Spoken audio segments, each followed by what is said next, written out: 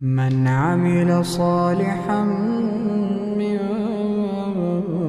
ذكر أو أنثى وهو مؤمن فلنحيينه حياة طيبة ولنجزينهم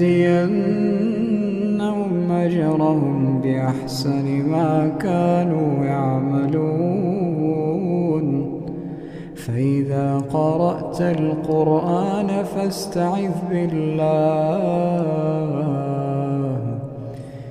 فاستعذ بالله من الشيطان الرجيم. إنه ليس له سلطان على الذين آمنوا وعلى ربهم يتوكلون.